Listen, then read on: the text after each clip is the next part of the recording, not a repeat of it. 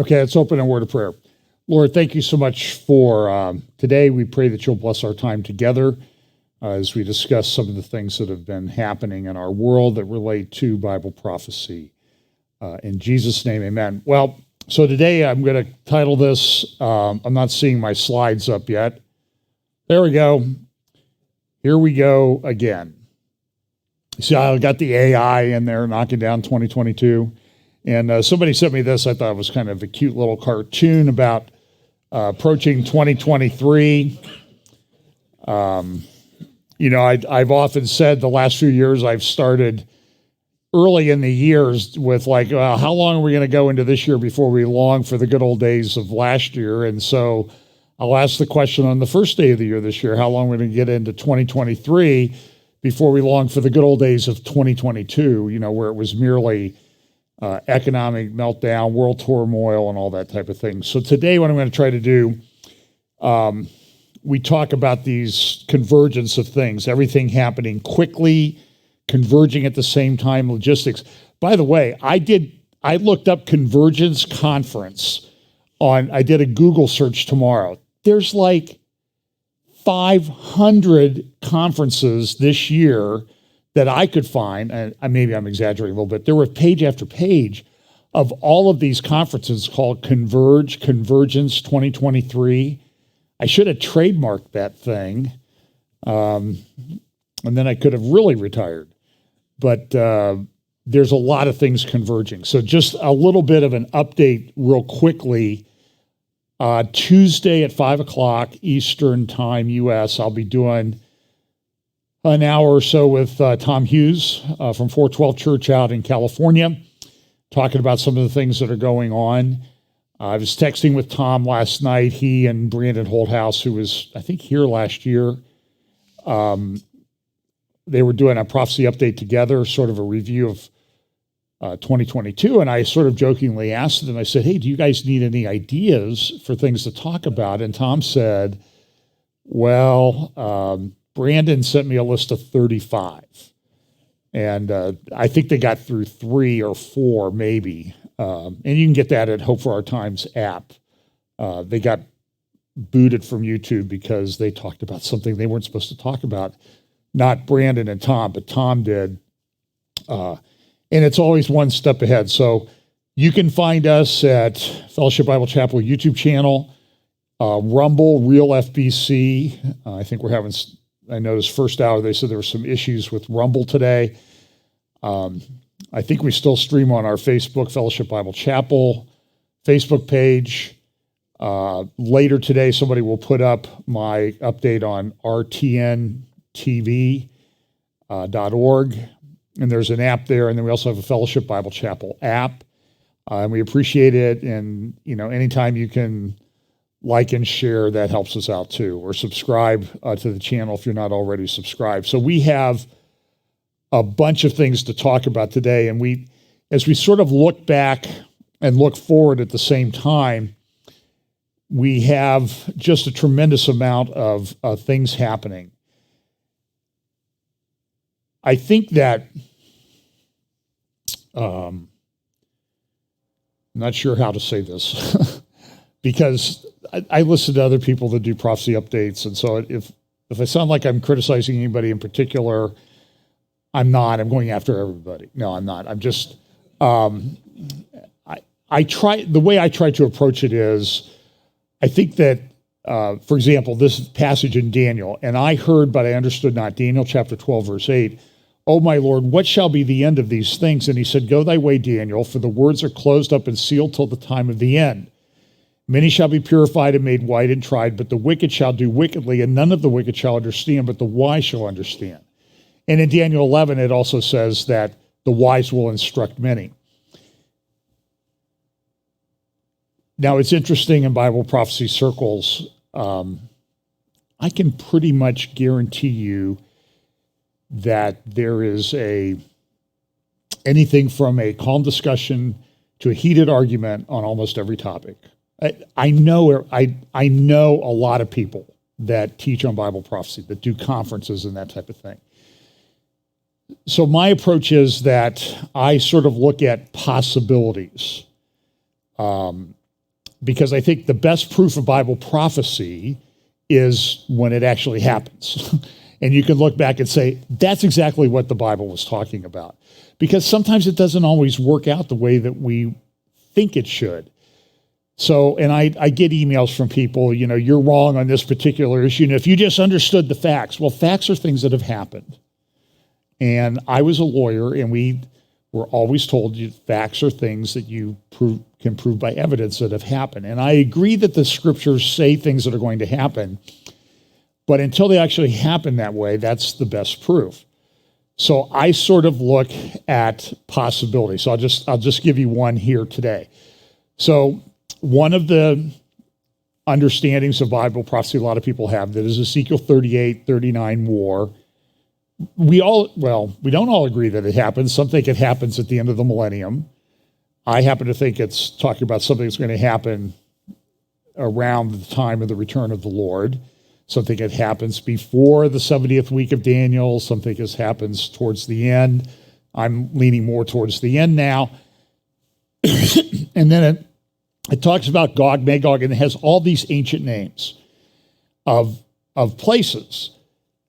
And so a lot of people, they look at the thing to the uttermost parts of the north, and they say, well, that must be, you go straight north on a map, that's Moscow, that's Russia, that means it's Russia, and Russia's Gog, and Putin is Gog, and Russia is Magog.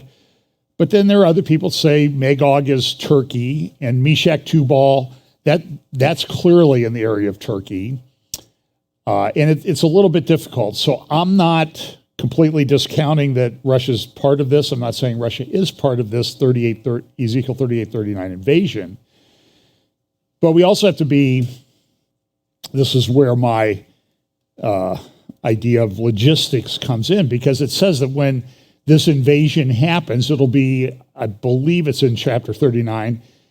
And by the way, 38 and 39 may extend over a period of years. I don't think it's necessary that they happen at the same time. So for example, if you look in the prophecies like Ezekiel 35, 36, 37, it talks about all of these events happening, and then at the end of the description, like in Ezekiel 36, bring you back in the land, and you're going to be in unbelief, and I'll give you a new heart, and then you will know that I am the Lord. So there's this sort of a built-in period of time, like all this happens, and then they know that I am the Lord. So there could be a gap there, because this knowing that I am the Lord may all occur at the same time.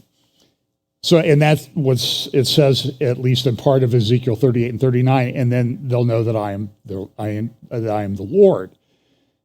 So it's sort of the whole pile of things that happens that leads to this understanding.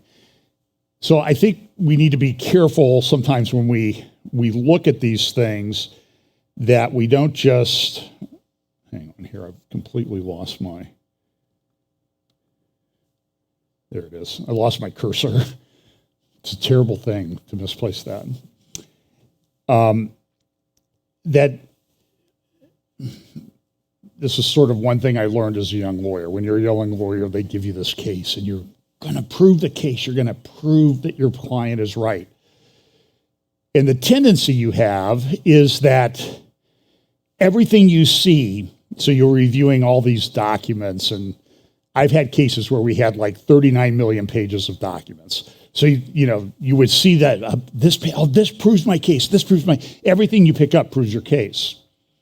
And so sometimes we do this with the alignment that we see in Ezekiel 38 and 39. And we say, well, everything that's happening proves that that's exactly how the alignment is going to take place. But there's also this phrase in Ezekiel 38 and 39, it says it's a great company and a mighty army. So, Nasrallah gets a cold, Putin gets a headache, and everybody says Ezekiel 38 and 39 is going to happen tomorrow. I don't see that. I think there's a buildup, a great company and a mighty army. Now, what does that mean exactly? And it also talks about them coming like a cloud. Does that mean Ezekiel looking forward, seeing drones? It could be. So I'm just saying is I'm sort of open to a lot of different ideas on how this exactly works out. But I also think, it's we need to be a little bit humble. So we get certain timing things and we're like, oh, if you don't believe this, you're an idiot, you're stupid. And I'm just not there. I think that how we view certain things in eschatology does have a big impact on things. So I'm all for good arguments. So let's look at some of the stuff going on. And this is going to be kind of a mishmash of things. So this is a article about the surveillance state. 540 million cameras in China, the Chinese digital Stasi. This is an article from a couple weeks ago. They also talk over here about the A4 paper is mightier than the sword as tech-savvy protesters outfox censors with metaphors. So people are figuring out, well, if I say a certain name for a certain thing that makes people not feel too well, and they want to get state-approved treatments or not state-approved treatments. And so I've made up a name for that particular thing because that's my effort to kind of get around the censors. And we live in an age of censoring. China is supreme at this. There's a lot of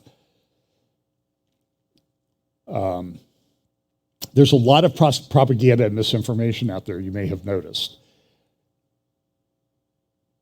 And it's interesting, I read through some, every now and then, I guess when I feel like the world's not in enough trouble, I read through a whole Twitter thread. We live in a very dark world. Boy, it's unbelievable. It's like the worst family in the world getting together in a small space and yelling at each other all the time. It's pretty. And I'm a lawyer. People paid me to argue, Truth be told, sometimes I would have done it for free, but don't tell anybody I said that though, okay? That's just between us. This is somebody sent me this from church, Changing the World Together by 2030, Samsung. Look at what their goals are. The world leaders at the United Nations General Assembly pledged to drastically transform the world by 2030. And you'll see this 2030 everywhere. Saudi has Vision 2030, the Sustainable Development Goals of the UN 2030, the 2030 Agenda. It was originally called Agenda 21. The Sustainable Development Goals, known as the Global Goals, is a plan to eliminate hunger, fight inequality, and clean up the planet. Samsung is partnering with this movement, and we want you to join us in making a difference. Now that you've bought our big screen TV that uses rare earth elements and all this stuff, that people have to mine and cause pollution, we're on board with the global thing now that you've bought this. So this is the way that the world is going. Now, let me see here.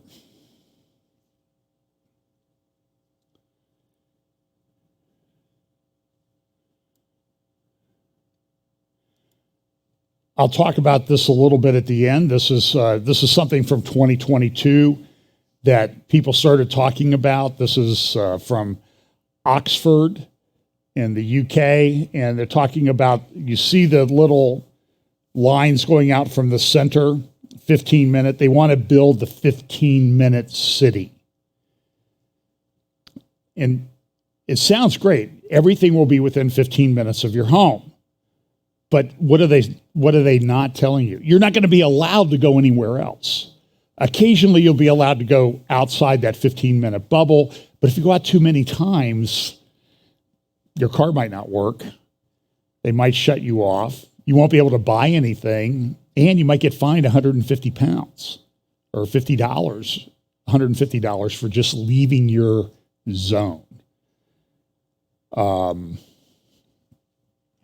It sounds like Prison Planet, doesn't it?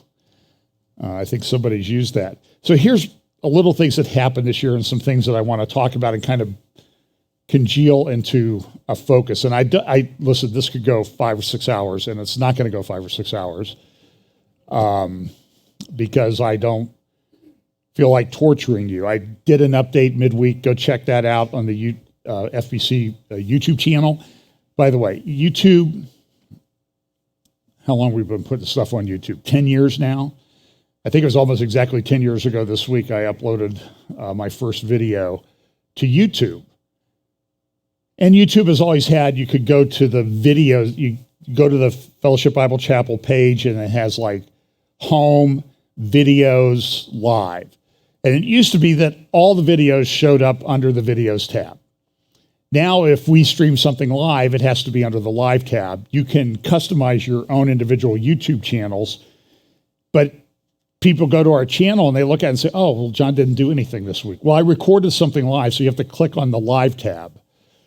And I think YouTube's trying to train us to do something. I'm not sure what it is yet. So anyway, so I did a midweek update, so look under the live tab. Sometimes I upload it to the regular part of the channel, but I didn't do that this week. You may have noticed that the markets, financial markets, were a bit volatile this year. They, and here's from the Financial Times of the UK this week saying they've lost 30 trillion in the worst year since the financial crisis 14 years ago.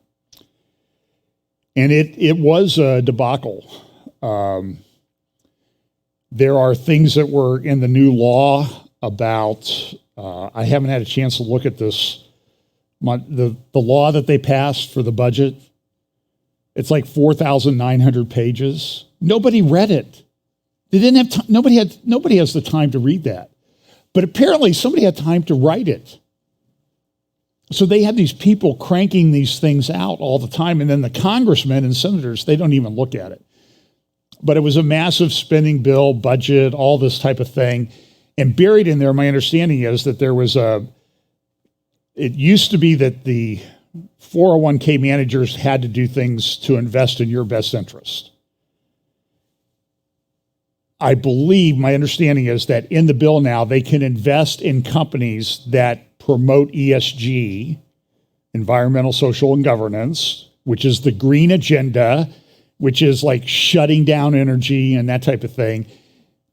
And that is not going to violate their fiduciary duties to invest your money in your 401k. You just need to know that.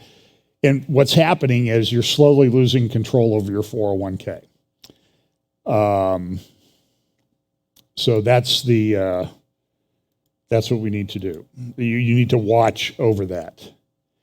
This is another thing you see, and I'm trying to remember where this came from. Listen, we celebrate and empower queer youth of faith. This comes from a church-related website. You're seeing this pushed everywhere. And I see people who claim to be evangelical pastors coming out and say, I'm not going to judge on that anymore. In other words, I'm not going to tell you what the Bible actually says about a particular lifestyle or marriage arrangement, because, that's just not loving. And we've seen, Amy Grant hosted a lesbian wedding for her niece recently. And I get it when it's your family, okay? But it's one of these red flags that come up that people need to watch. Okay. So here's Financial Times. Yesterday they have a prediction of what's going to happen in 2023. Let me open that up. By the way, so I had these yellow sticky notes. I don't know who invented these things, but you see this? Okay, these were just sort of some of the random thoughts. This is what Brandon Holthouse sent to Tom Hughes when they were looking at this. And it's like, it all made sense. And there are a whole bunch of, but like, here's one that says Canadian truckers and Pool of Siloam. Like, you could tell that I was sort of like, this is John's ADD list that is going on here. So let me pull up this article from the Financial Times, and I hope that Um,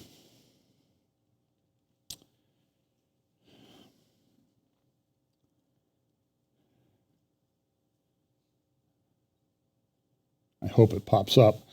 Oh, it did. So so here's just some of the predictions they have, and some of these relate to topics in Bible prophecy.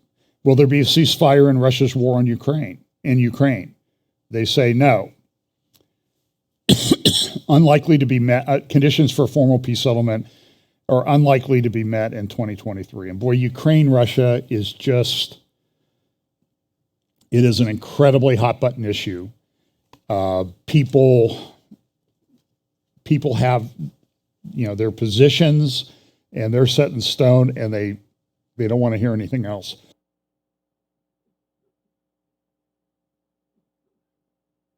Excuse me. I have the proverbial tickle in my throat. Oh, by the way, those of you, I've asked you to pray for Pam, as she's kind of struggled with taste and smell now for a year.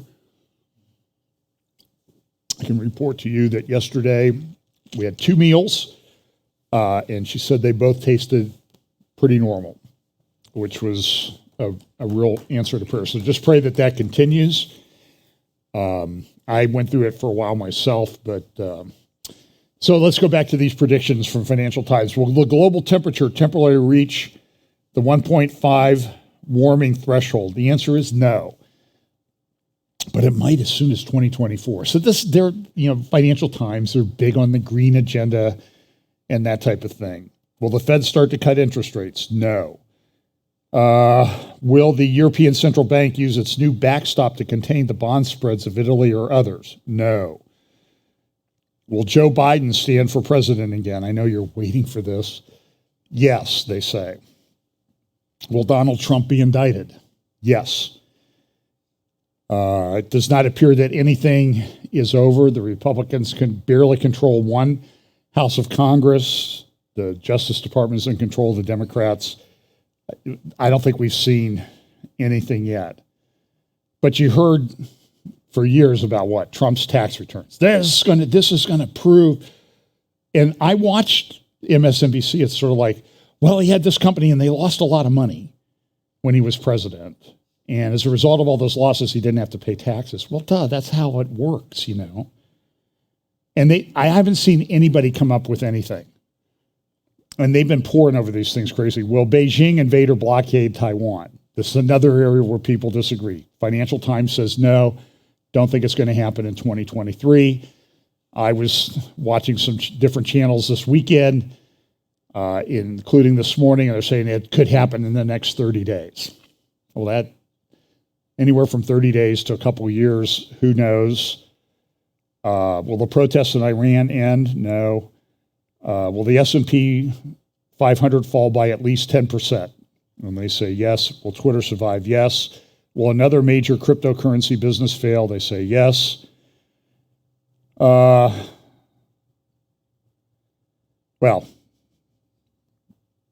here's the tiebreaker they don't answer. How many heads of state will attend King Charles III's coronation in early May? And I have some comments about him. So that's kind of a thing. So we have this energy crisis that we've had this year. This is an article from Reuters, sort of reporting things that nobody else is reporting, saying that, there were more power outages around Christmas in the United States than people have let on. We were told 500,000 customers. Now it appears that in North Carolina alone, they had 500,000 customers. In Maine, I think it was up to, I have some Facebook friends in Maine, they were like no power for 2 or 3 days. This did not used to happen in America, unless, there was like a direct hit, like those tornadoes we had back in 1974, took out some of the big electrical towers, and we didn't have power in some places for a week or two. But there were no storms to destroy electrical towers and that type of thing. There were some winds, but here's Dave Walsh on War Room yesterday talking a little bit about what went on in North Carolina. Fortunately, of the fundamental importance of fossil fuels to the world's energy supply, to North America's energy supply, as delivered to us now by the laboratory tests that we've watched for 8 months unfold in Western Europe before our eyes, where the true story of renewables has now been unraveled that's caused massive importation of energy into Germany, into the UK, Belgium, Austria.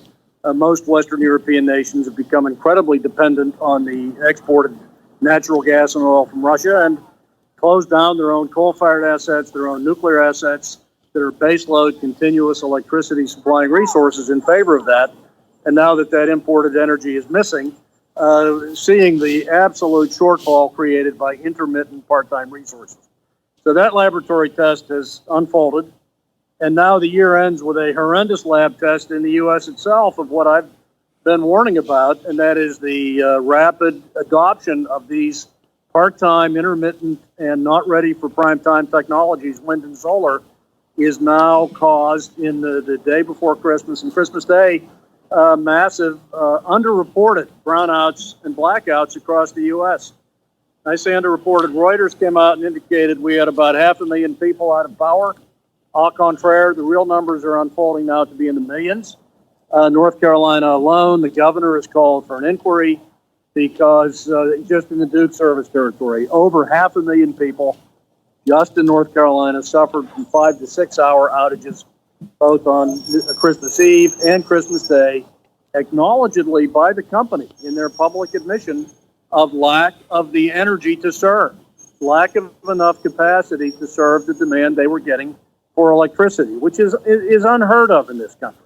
It's unheard of that we now have reserve margins so low that on Christmas Day and Christmas Eve, and this is going to repeat as the weather gets this cold again, and it will, shortages of electricity, basic shortages, because of the over-adoption of solar, in the case of North Carolina specifically. Okay, so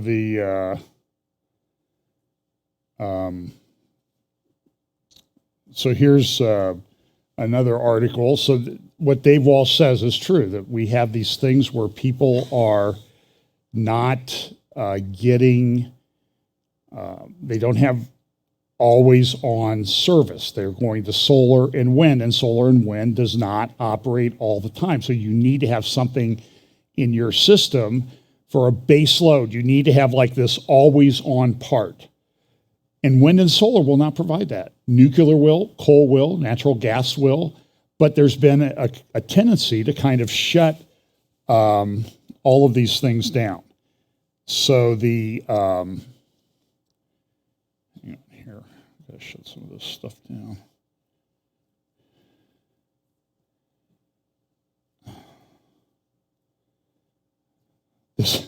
I went through. So here's an article that I think is relevant as to what's going to happen. This is from Zoltan Pozar, who is a analyst with Credit Suisse, and Credit Suisse is telling people that the way the dollar is, that the dollar's day as a reserve currency in the world may go away, and that's problematic. If you live in like the United States, that will make things more expensive, prices more volatile. And so what the BRICS company, Brazil, Russia, India, China, South Africa, and now they've got others joining like Turkey and some other countries, they're going to try to go to a currency, a reserve currency that's more commodities based, like backed by gold or something solid, not just the full faith and credit of the United States in a piece of paper. And this may change things. So this is something that may happen. And you see that this sort of pushes for a world currency. Now I'm going to play a little clip here.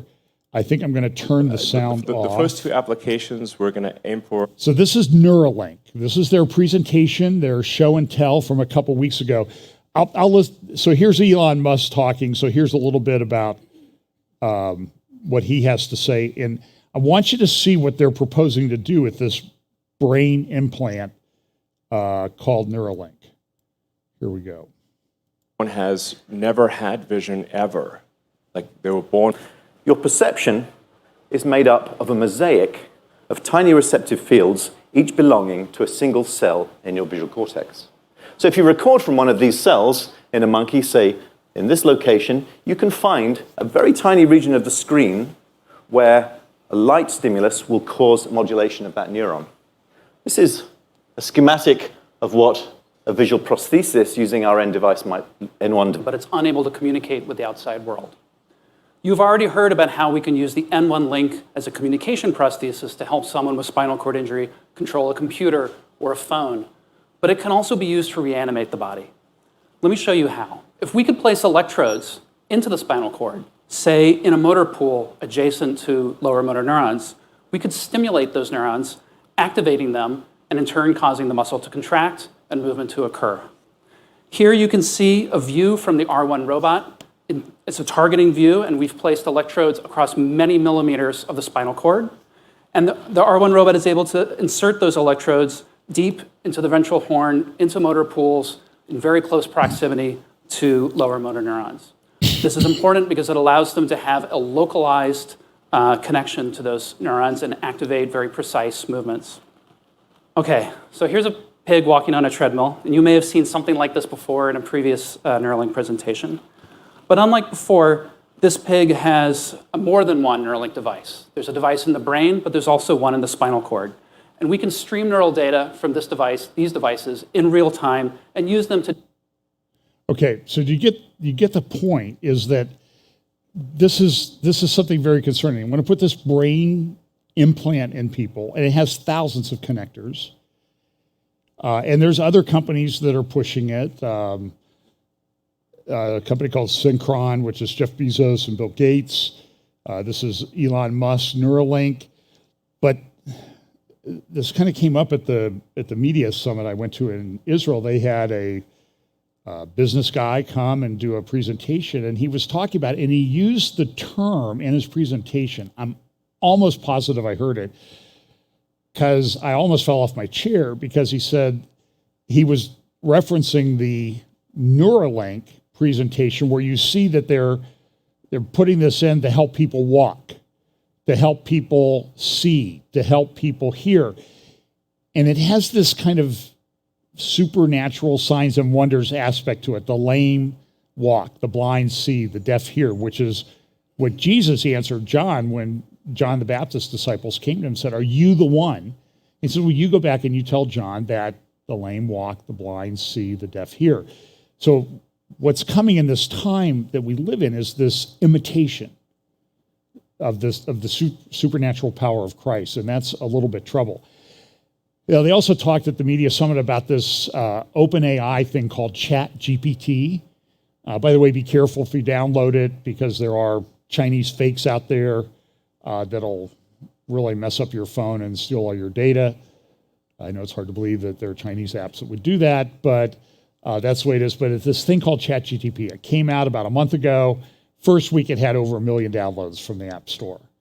And people are using it all over the place. It's having a significant enough impact that Google had an all-hands-on-deck emergency meeting the other day saying this may destroy Google, our business. It's free. It's open AI. And so I'm going to play a interview, a little talk that somebody put together with some visuals from Jordan Peterson. Jordan's a smart guy. Don't always agree with him, but he's a good thinker. But he's going to talk about his experience with ChatGPT. This is, well, I'll let you decide what you think of it. So here we go, Jordan Peterson. How many of you know what ChatGPT is? Okay. So, well, not very many. So I'll tell you what ChatGPT is, just so you know, because you need to know this. And I don't know what sort of technological revolution this is. Gutenberg press level? It's something like that. This is a big deal. So this AI system, it's a general language processing model, was released about a week and a half ago. And I went and interacted with it. It's an AI system, artificial intelligence system. It basically is trained on, well, a massive corpus of spoken or of text. So it's derived its models of the world from the analysis of human speech, essentially. It isn't using real-world data yet, but that will be happening certainly within the next year. So, and ChatGPT analyzes a very large corpus of text, and that corpus is growing all the time. Now, it's already sophisticated enough. I went on to it last week, and I said, okay, some of you know I've written these books, 12 Rules for Life, and then Beyond Order, 12 more rules, because, you know, you can't have enough rules.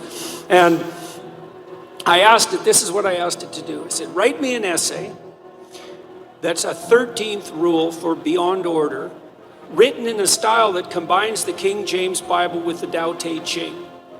That's pretty difficult to pull off, you know. Any one of those things is hard. The intersection of all three, that's impossible. Well, it wrote it in about 3 seconds, 4 pages long, and it isn't obvious to me, for better or worse, that I would be able to tell that I didn't write it. Right, and okay, and that's pretty impressive, although, you know, maybe not its relationship to what I've written, but the fact that it could do that grammatically perfectly, right, and quite impressive philosophically. I also had it write an essay on the intersection between the Taoist version of ethical morality and the ethics that are outlined in the Sermon on the Mount, which it just nailed, got that dead right, brilliant. Again, it took it about 3 seconds.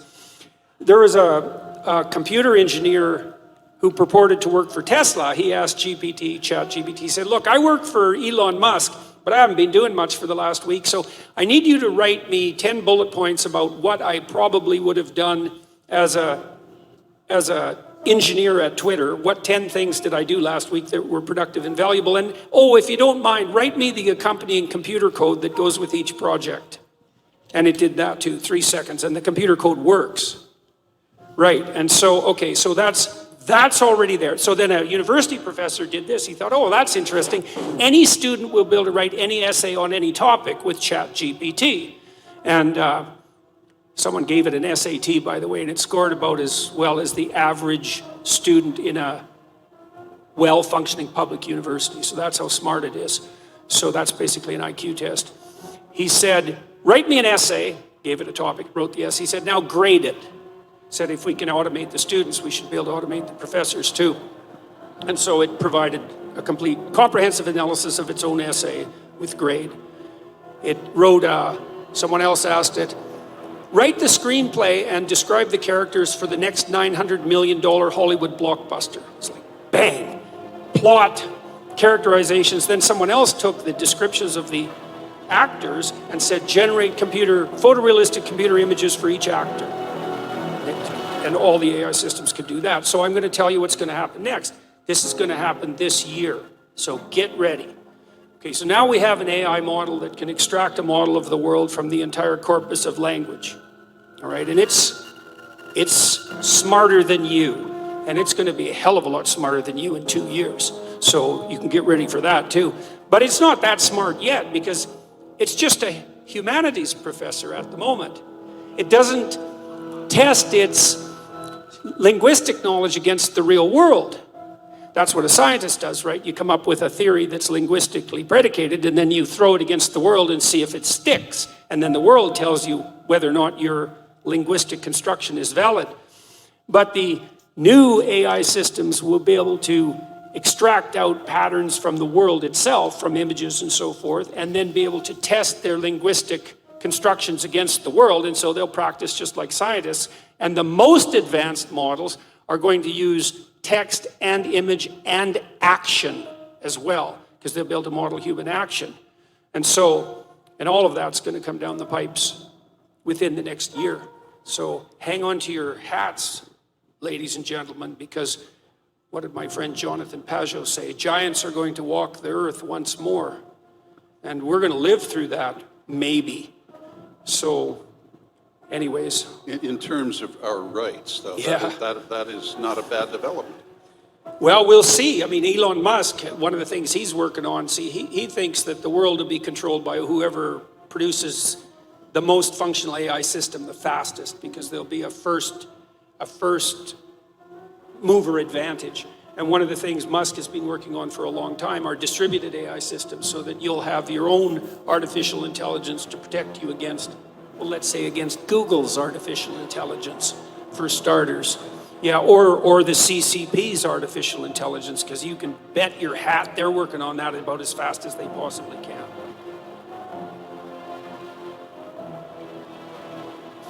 So I was talking to him about ChatGPT and about the things I was telling you on the AI front. And he's just developed a chip that's optimized for AI, and he told me about it about 2 months ago, and he said, you heard of the internet? And I said, yes, Jim, I've heard of the internet. I said, well, my chip's way more revolutionary than that. And he's designed all the chips in your iPhones, by the way, so this isn't a person to take lightly, and all the chips that Intel used. And then he went to AMD and made a bunch of chips that competed against his chips at Intel successfully, and then he went back to Intel and made a bunch of chips that competed against his AMD chips. This is Jim. And so he's been telling me what's been unfolding on the AI front. Jim Keller, you can see a podcast I did with him recently with Jonathan Pajot, where we were trying to sort out whether AI is the rough beast that's slouching towards Jerusalem. And so you can check that out. But he came up with a proposition for me based on this ChatGPT. He said his AI model's built to generate photorealistic movies in no time flat, including real-time video interfaces of a given person that are indistinguishable in voice and appearance from the person.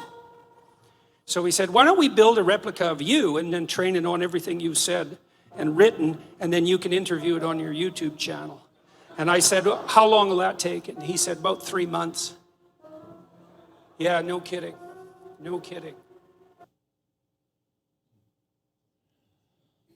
So,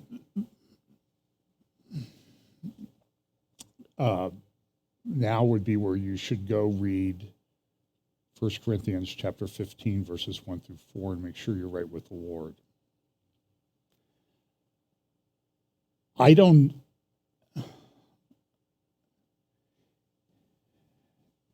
It seems like we got here very quickly.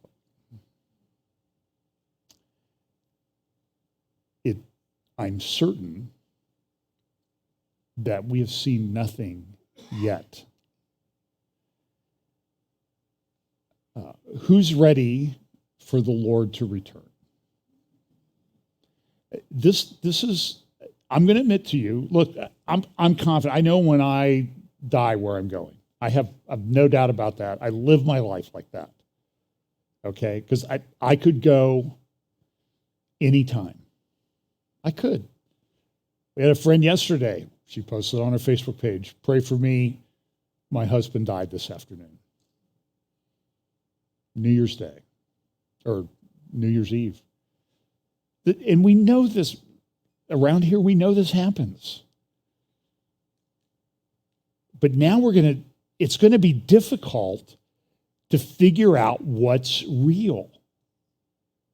So somebody sort of posted I think a joke comment in my update that I did Thursday night, my midweek. They said, is this really John, or is this ChatGPT that prepared this update? I'm like, well, I would hope the ChatGPT does a better job organizing everything and getting it done, because I don't get it done in 3 seconds. I can guarantee you that. This is nerve-wracking stuff. I mean, so you layer everything that's going on top of it. So you can go find Jordan Peterson's full interview with that. So this is from Charlie Vector 019, The Great Reset by Klaus Schwab and his compatriot from a couple years ago. Remember, it was just like, what's happened over the last 3 years?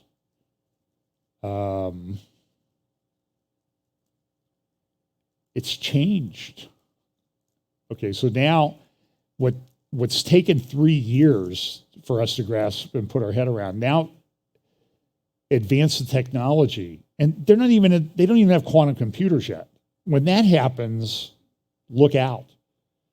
So I'm just telling you, when you drive by those big computer server farms out there on Beach Road in New Albany, that's just to store data and information.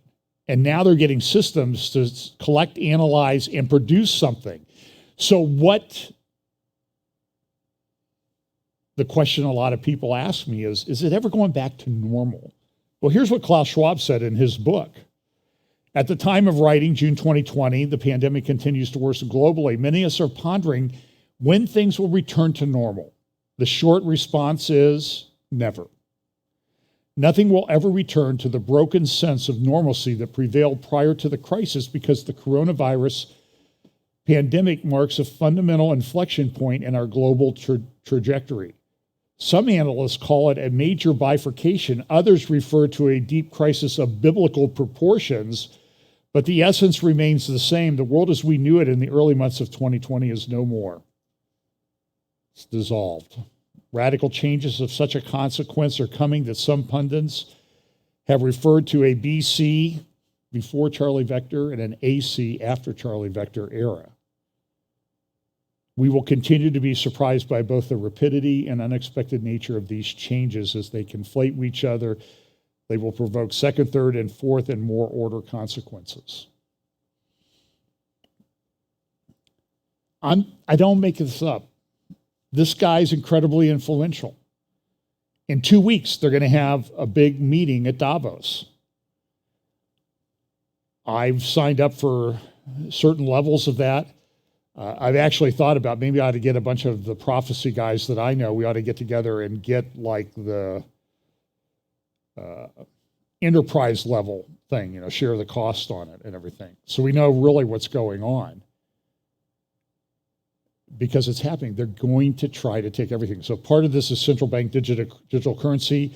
Here's a guy in a prepared statement from the Bank of International Settlements. I played this, but this is from 2021. And listen to what he says about digital currencies. All our analysis on CBDC, in particular for the use of general use, we tend to establish the equivalence with cash. And there is a huge difference there. For example, in cash, we don't know, for example, who's using a $100 bill today. We don't know who is using a 1,000 peso bill today. A key difference with the CBDC is that central bank will have absolute control on the rules and regulations that will determine the use of that expression of central bank liability. And also, we will have the technology to enforce that.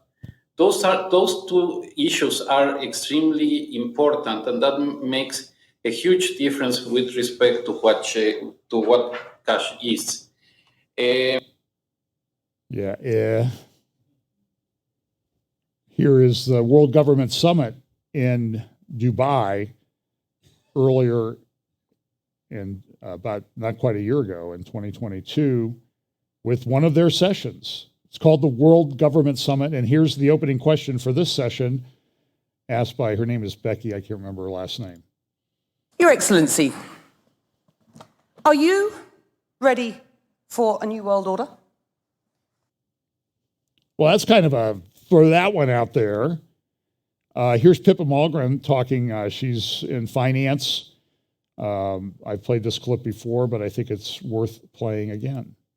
What underpins a world order is always the financial system. What we're seeing in the world today, I think, is we are on the brink of a dramatic change where we are about to, and I'll say this boldly, we're about to abandon the traditional system of money and accounting and introduce a new one. And the new accounting is what we call blockchain. It means digital.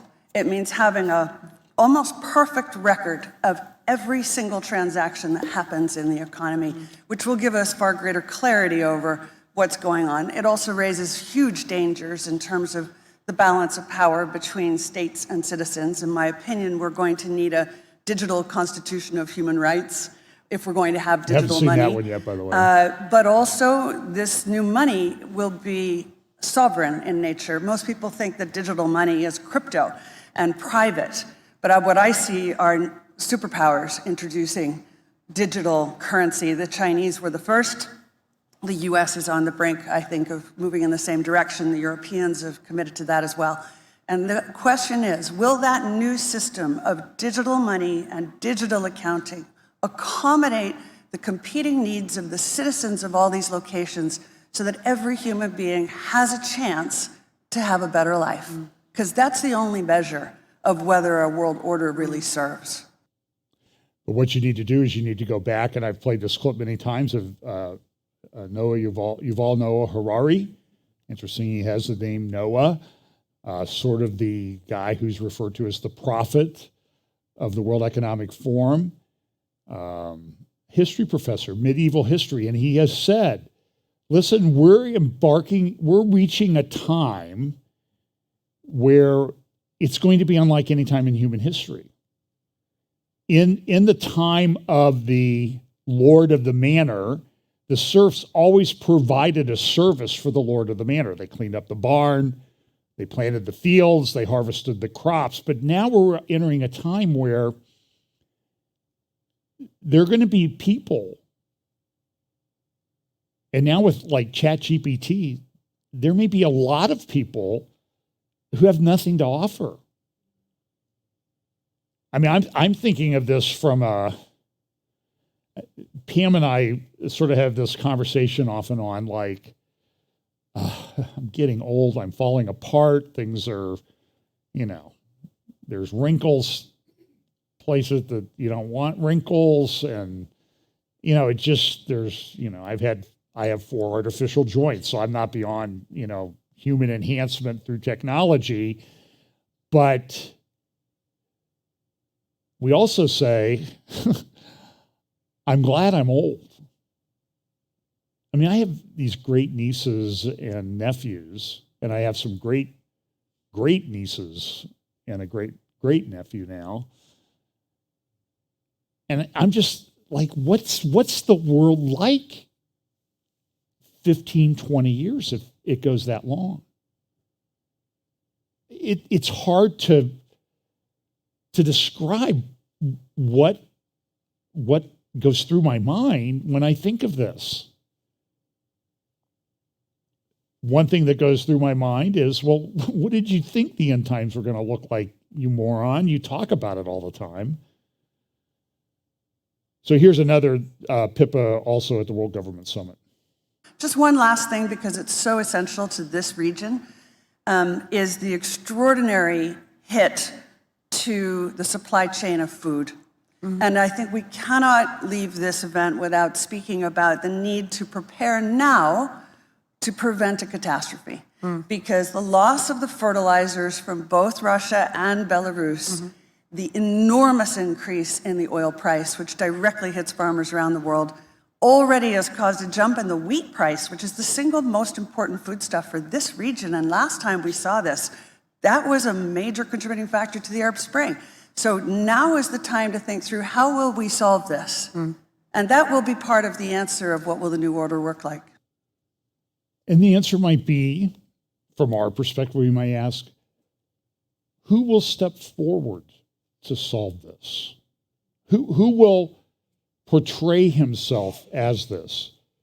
Even Joe Biden said this earlier last year. We are at an inflection point, I believe, in the world economy. Not just the world economy, in the world. It occurs every 3 or 4 generations. As one of the top military people said to me in a secure meeting the other day, 60 million people died between 1900 and 1946.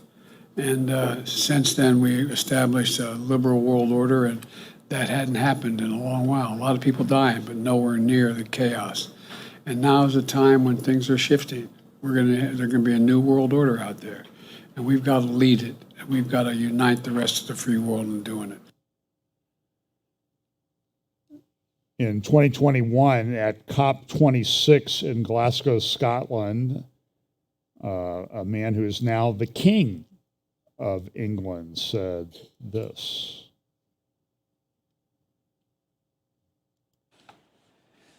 As we tackle this crisis, our efforts cannot be a series of independent initiatives running in parallel. The scale and scope of the threat we face call for a global systems-level solution based on radically transforming our current fossil fuel-based economy to one that is genuinely renewable and sustainable. So, ladies and gentlemen, my plea today is for countries to come together to create the environment that enables every sector of industry to take the action required. We know this will take trillions, not billions of dollars. We also know that countries, many of whom are burdened by growing levels of debt, simply cannot afford to go green. Here we need a vast military-style campaign to marshal the strength of the global private sector. With trillions at its disposal, far beyond global GDP, and with the greatest respect, beyond even the governments of the world's leaders, it offers the only real prospect of achieving fundamental economic transition. Well, as we tackle. So at the Birmingham Commonwealth World Games 2022 in Birmingham, England, we had this monstrosity show up. And I'm putting together some video clips of this, but I will tell you that there's one place where they have like this round tower. And I kid you not, I have the clip in my library. The commentator says, oh, this is the Tower of Babel, the Tower of Birmingham. By the way, who opened those games? Then Prince Charles, now King Charles, who will be coronated in May. Now, there's a theory out there that he could be you-know-who. And I will tell you, I don't entirely discount it. Tim Cohen wrote a book on it. You can look up. He's done some recent videos. I have to tell you, he makes a compelling case. So all this is going on at the same time. And believe me, the clips that I play here, I could play you hours of clips where the leaders of the world are saying all of these things. And I could go for hours with the rest of the things I have in my slide deck. I will try to just bring them up. The New York Times, look, I subscribe to it just because I always want to know what the Satan, devil's workers are thinking. But they did a thing 2 weeks ago on the ideal of democracy in Israel is in jeopardy, and they had a 2-page spread in the same issue 2 weeks ago today that by Tom Friedman, who said, what's going on in Israel is just horrible, it's awful. And remember, this is the same New York Times that in their international edition used this editorial cartoon a couple of years ago. And we see a rise of anti-Semitism. I'm going to do a thing with Olivier Melnick sometime in the near future where I know we're going to talk about that. And, well, I'll just leave it at that. Go to the new anti-Semitism website if you want to read some more about that. These guys showed up in the same box, in the Saudi Arabian box at the World Cup soccer tournament in Qatar.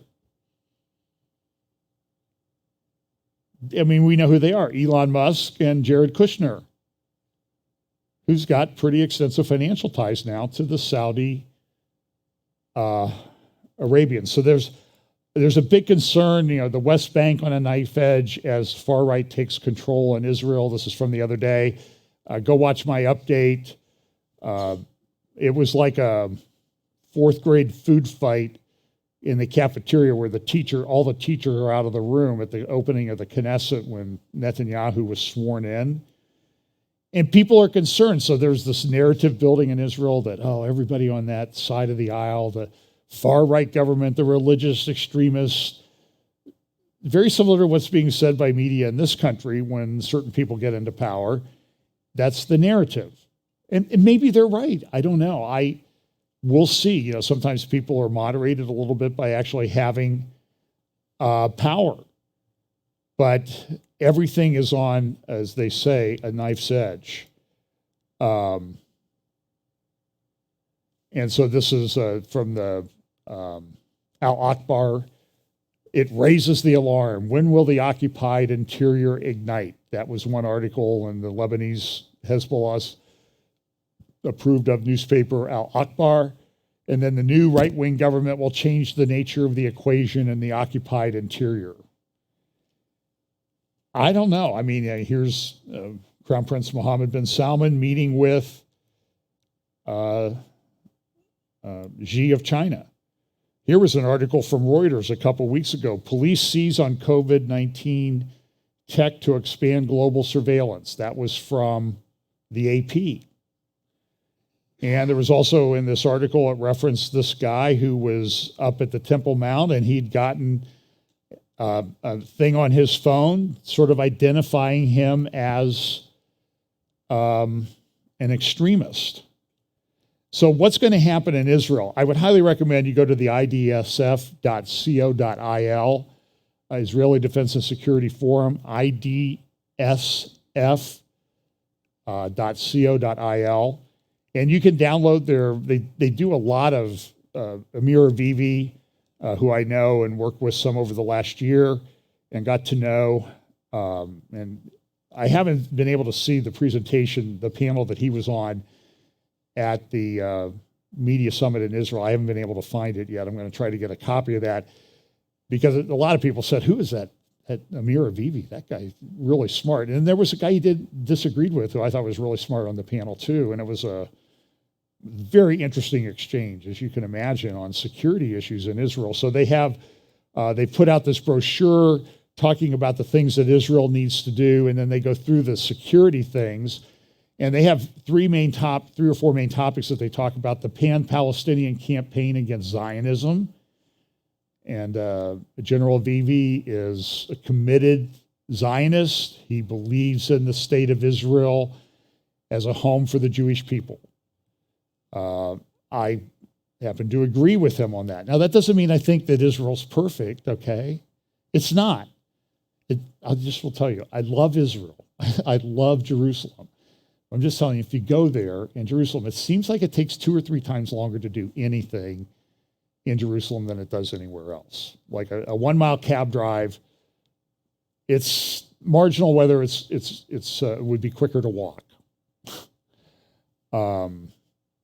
Here's another one, the Iranian regional arena and how that must be dealt with, the problems, and then what IDSF recommends. And then there's another one, the Palestinian-led delegitimization campaign. And then the international tier, and they talk about all of these things. So everything's very volatile there. These are headlines just from the paper. As Netanyahu launches 6th term and Palestinians warn new government policies are leading to an explosion. Great article at Tablet Magazine, 8 thoughts on Israel's political crisis. Everything's a crisis. Brazil's a crisis. U.S. is a crisis. Europe's a crisis. Italy's on and on and on and on. And this is a well thought out article. I don't agree with all of it. Netanyahu came out now about a month ago. This was the Abraham Accords Global Leadership Summit, shared past, common future, December in Rome, of all places. And Danny Danon, you see him there in the center of the photograph in the second row. He came out and he said, we're close to Israel and Saudi Arabia reaching an accommodation, a peace agreement. Now, this is interesting. And so Bibi came out and he said, listen, the 2 things that I want, well, 3 things, but the 2 main things he talked about in his speech at the Knesset the other day was I want to deal with the Iranian threat, and I want to make Saudi Arabia part of the peace accords. At the same time that this is happening with his coalition, he's giving up some powers over the settlements. They continue to do things at the UN. This is a headline from Kayan International, an Iranian regime-sponsored newspaper. Palestinians hailed victory against the Zionist regime. What are they talking about? Well, yesterday at the General Assembly, they came out with this resolution that they approved. Actually, here's the vote. Netanyahu said it was a disgraceful vote. It was 87 in favor, 26 against, and 53 abstentions, which is really, if you put the abstentions with the against, it's actually a pretty close vote. But what they decided to do is they're going to refer Israel to the International Criminal Court for an advisory opinion that the occupation is bad. That's essentially what they're trying to do. At the same time this happens, this was all over the American press, Western press. Iran disbands the morality police. They're changing the hijab laws. Okay, so this came out a few weeks ago. I've kind of held it in my backup slides for a while. How'd that work out? Did they change anything? It was Iranian regime propaganda.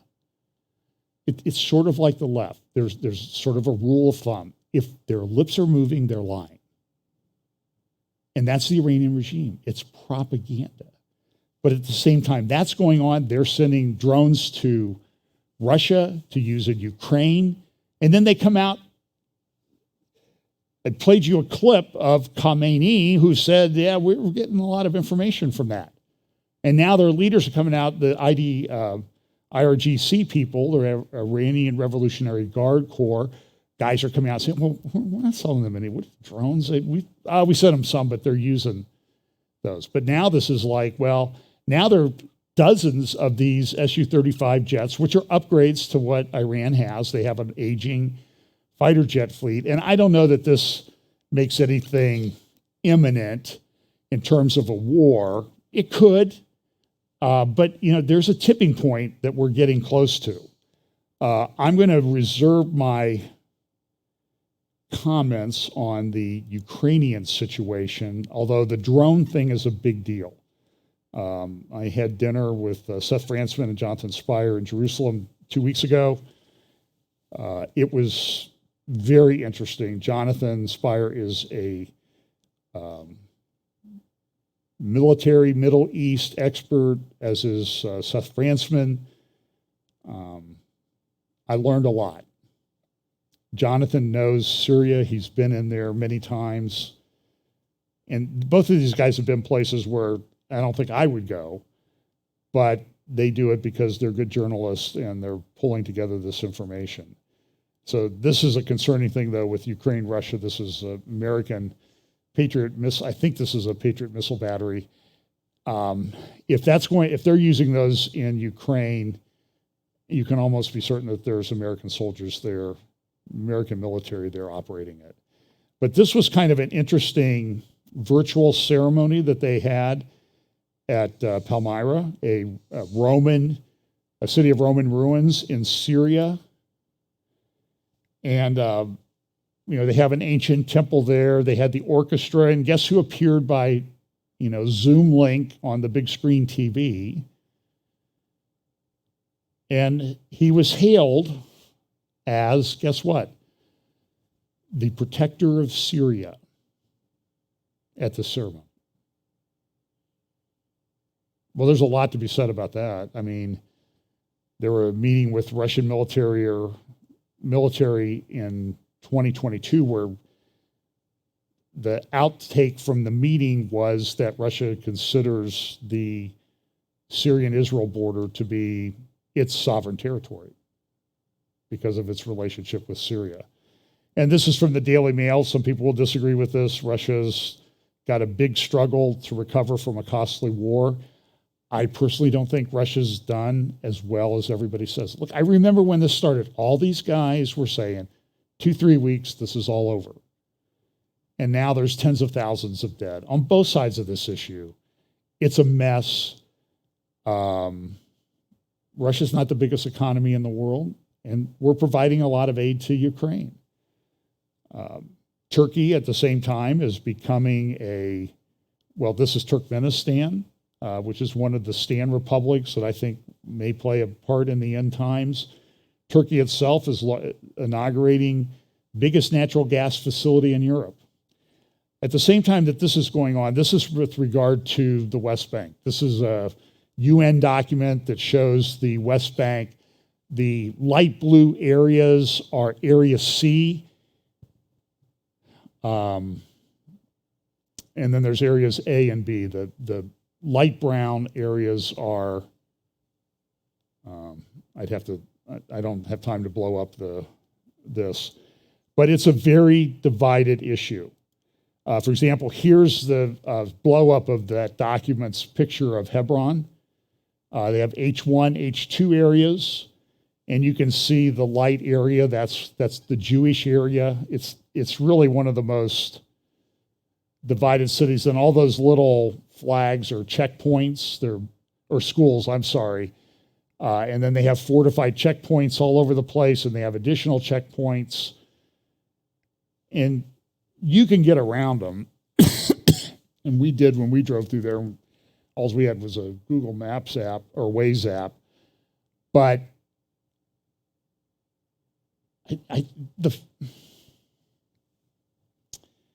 so the people we went to dinner, Shabbat dinner with before I left to come home, I mentioned a few places, and Malka, the wife, she said, I've never been there. She lives in Israel. You know, and so now there's this big fight. And so what happened was that the EU came out, they found this document, and what it essentially is, it's a European Union plan to help the Palestinians take over Area C. That would be the death of the security of the Jewish state of Israel. That would be a big deal. Everybody's talking about red lines. This is the Jordanian newspaper. We got to protect the Temple Mount. We got to protect the Temple Mount. Here's a clip of King Abdullah talking about this with CNN that was aired last Thursday. Jerusalem, we've always believed, is a city that should bring us all together. But unfortunately, it's used by extremists on all sides to create conflict and violence. And the violence really did pick up in the spring. We are the custodians of both the Christian and Muslim holy sites in Jerusalem. My concern is that there are challenges that the churches are facing from policies on the ground. If we continue to use Jerusalem as a soapbox for politics, things can get out of control really, really quickly. You described Christianity in Jerusalem as under fire. Can you just explain a little further? We are fortunate in this country and in Jerusalem to have the oldest Arab Christian community in the world. They've been here for 2,000 years. Over the past several years, we're seeing that they have become under pressure as a community. So the numbers are dropping, which is, I think, an alarm bell to all of us. 2022 has turned out to be the deadliest year for the Israeli-Palestinian conflict in 2 decades. And Jerusalem is a major flashpoint. There are fears of a third intifada possibly on the horizon. How concerned are you about that prospect? We have to be concerned about a next intifada. And if that happens, that's a complete breakdown of law and order, and one that neither the Israelis or the Palestinians will benefit from. And I think there is a lot of concern from all of us in the region, including those in Israel, that are on our side on this issue to make sure that doesn't happen. So that's a flash or tinderbox that if flashes is something that I don't think we'll be able to walk away from in the near future. Benjamin Netanyahu is back in power. A Jordanian commentator has described that result as Jordan's worst nightmare. Is it? At the end of the day, the Israeli people have the right to pick whoever they want to lead them. And I think we're all big boys here. Looking at the larger picture, we're all prepared to move on. So we will work with anybody and everybody as long as we can bring people together. The new Israeli government will likely be the most right-wing in Israeli history, including incoming National Security Advisor Ben-Gvir. He has a long history of inciting violence against Arabs and Palestinians. Pending new legislation, he could assume authority over the police force, including law enforcement at Jerusalem's holy sites. As custodian of those sites, do you believe the status quo and your role is threatened? So you're always going to get those people that will try and push that, and that is a concern. But I don't think those individuals are under just a Jordanian microscope. They're under an international microscope. So, we've learned, as we always say, living between Iraq and a hard place, that this is just another Tuesday for us. If people want to get into a conflict with us, we're quite prepared. I always like to believe that let's look at the glass half full. But we have certain red lines, and if people want to push those red lines, then we will deal with that. But I have to believe that there's a lot of people in Israel also that are concerned as much as we are. So that's King Abdullah. I mean, I could go on and on and on about this. He's got the red lines. And remember, everybody's like, oh, everything's going to blow up. Everything's going to explode there. And maybe it will. I don't know, okay? But remember a couple years ago, there was a guy named Donald Trump who was president of the United States, and he did something. He started talking about, I'm going to move the United States Embassy. We've had a law on the books like this for decades. I'm going to do something. I'm going to move the United States Embassy to the capital of Israel, Jerusalem. And what was said? So the first thing that happened was you had projects in Jordan. You had Erdogan and King Abdullah getting together and speaking in Ankara, and that led to a meeting of the Organization of Islamic Countries in Istanbul, and a government-sponsored Yeni Safek newspaper came out. I think this was December 17th of 2019. They came out and they said, look, I mean, do you see, I mean, when we're Bible prophecy guys and we see this picture, it's like, well, that's kind of like what the Bible says. The nations are going to come, at least these nations are going to come against Israel. And this was if the Islamic army were formed against Israel, and they go in and they compare that. And so that a lot of this relates to the Temple Mount. I wasn't able to go up on the Temple Mount. It was closed. But there's a lot of things there. Like this is from 2013, I believe. May-June 2013 issue of Biblical Archaeology Review. And they have these beams, and they're under a tarp there on the Temple Mount. I think they're still there. I was going to go look for them, but I wasn't able to do it. And they dated them. There were seven or eight beams. All but one of them they were 2,000 years old. Oh, by the way, what kind of wood? Cedars from Lebanon. These came from the Al-Aqsa Mosque. And when things fall down there in an earthquake, they rebuild using the same materials that are there.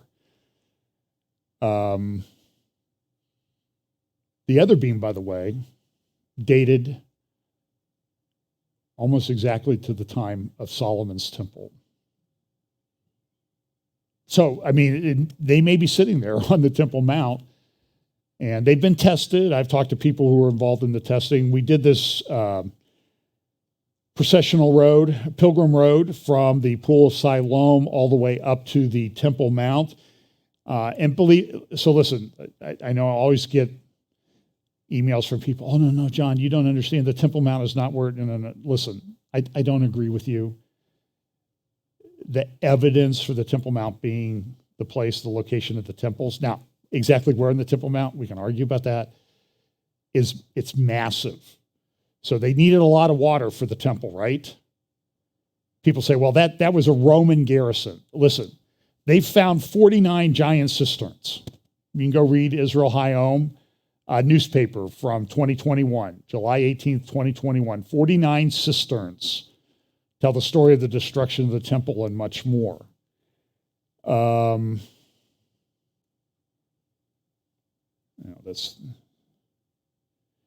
I talked about the 15-minute city. I'll just make a comment. So we have the 15-minute city, but here's this city being built in Saudi Arabia, Neom, 100 miles long, roughly 105 miles.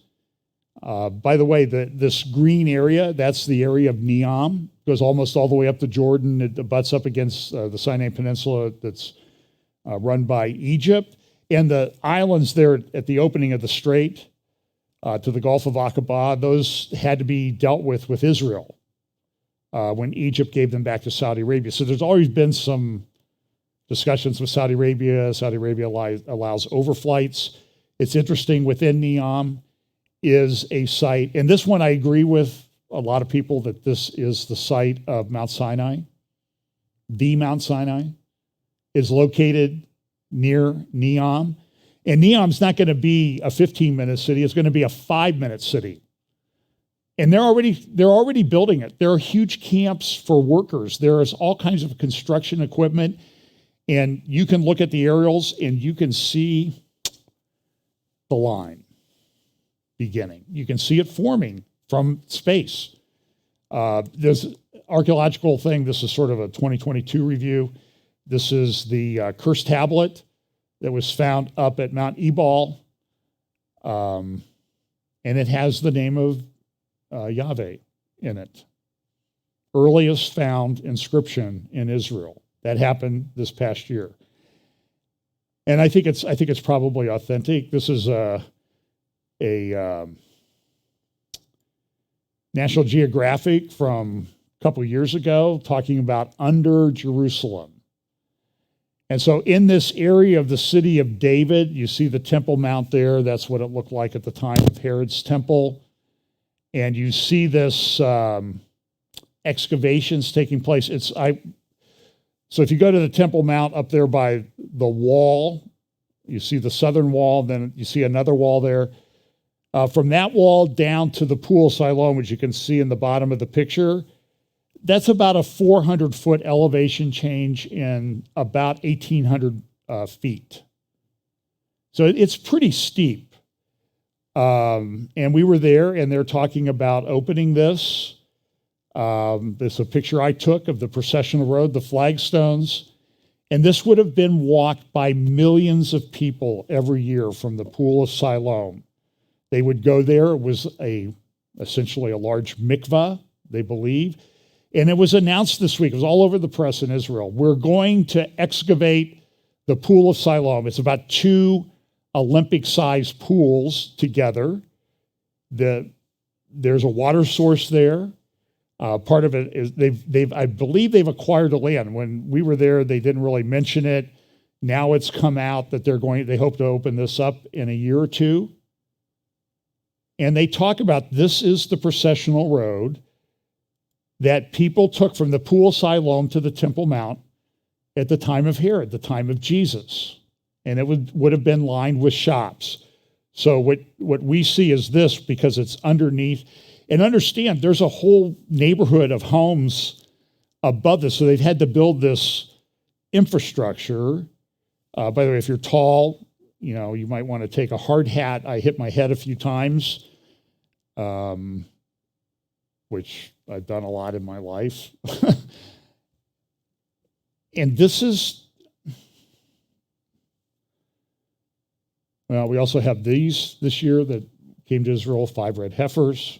And right now it appears that they're all still candidates to be an actual red heifer. The U.S., this is Anthony Blinken at J Street a few weeks ago. This is a Israeli left wing, I would call it, lobbying firm. This is what Anthony Blinken said. Well, how does the U.S. think about achieving peace? Our thinking. Today, what I hope to do is to talk a little bit about how our administration is working to advance the shared interests and values at the heart of the U.S.-Israel relationship in what is a very consequential time.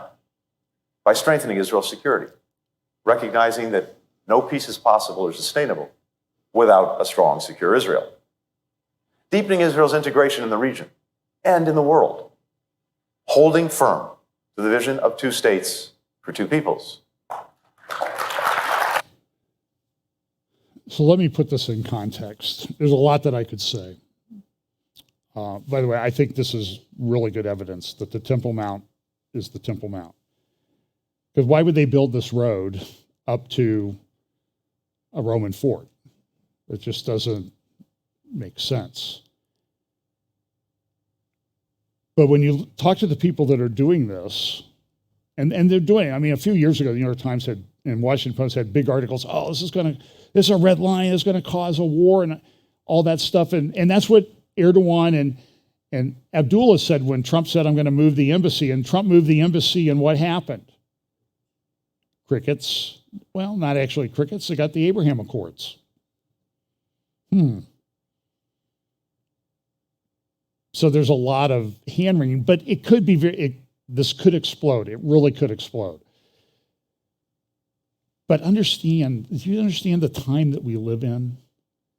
That this mikvah is being excavated to be filled and opened. And when you're there, you can see the steps down into it, like you see there along the side. It's there. I stood right on top of it, by it, not 2.5 weeks ago. It's incredible. And believe me, it's uphill from there to the Temple Mount. And in the Jewish quarter there, you see the menorah that they've built for a new temple. I think they call that menorah square now.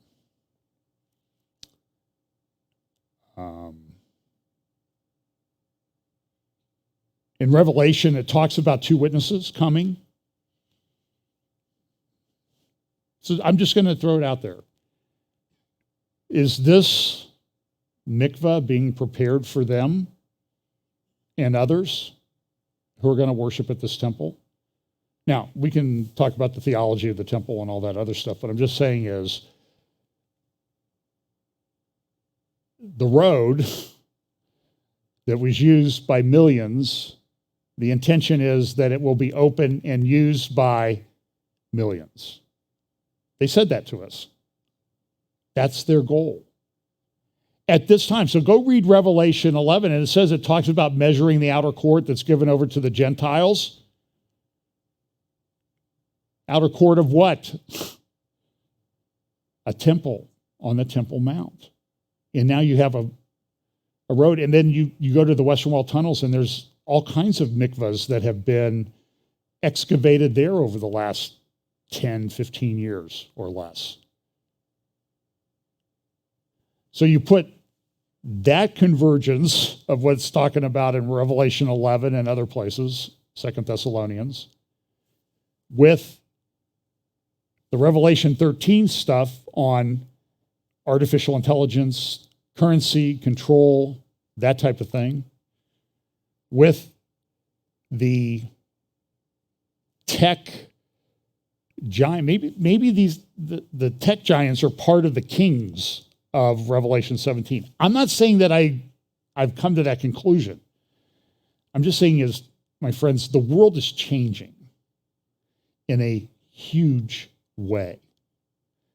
And the question is, are you ready to meet the king who's coming? Go read 1 Corinthians 15. That will give you the elements of the gospel that you must believe. It's an interesting time to be alive.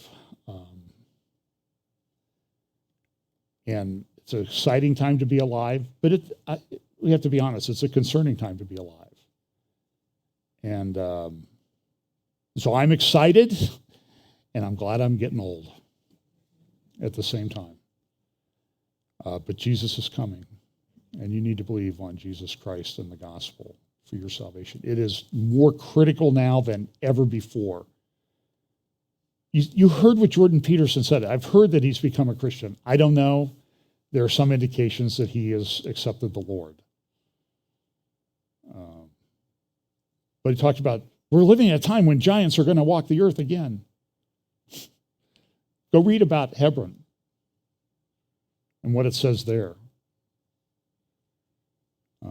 Pastor Steve loved those passages. And there's stuff been kind of dusty old, not pay attention to it. And I'm telling you, we're living at a time where it's going to spring into life right in front of your eyes. It's already happening. So let's pray. Lord, thank you so much for the gift that you gave us of your word and the prophetic passages in that word so that we can make sense of the time in which we live and share that with other people as a motivation for us to share the gospel with them.